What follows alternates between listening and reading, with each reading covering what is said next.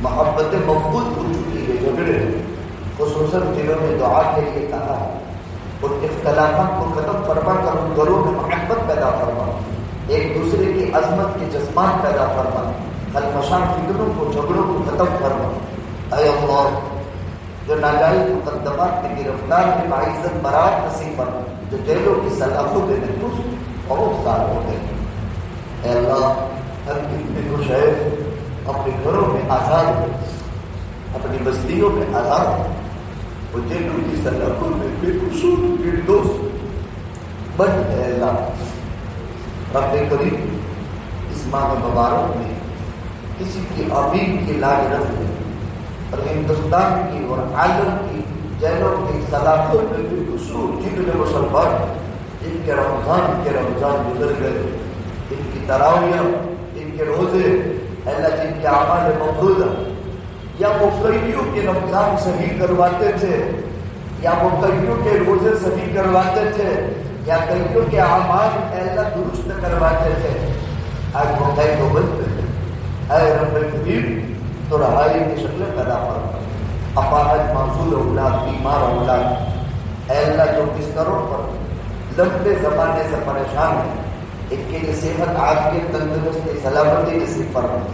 اے اللہ جو ہاسپٹلوں میں ہیں، اے اللہ انہیں شفا عطا فرما۔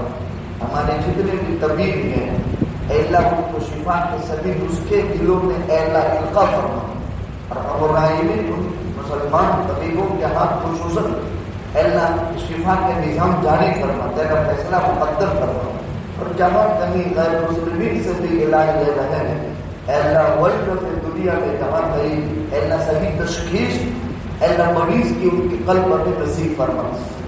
ارحم الراحمین، جو گورے گلستان کے حوالے ہو گئے، اتنے اس طرح رمضان میں ہمارے ساتھ ہاتھ اٹھاتے تھے، وہ ہاتھ ہمیشہ کے لیے جھک گئے ہیں۔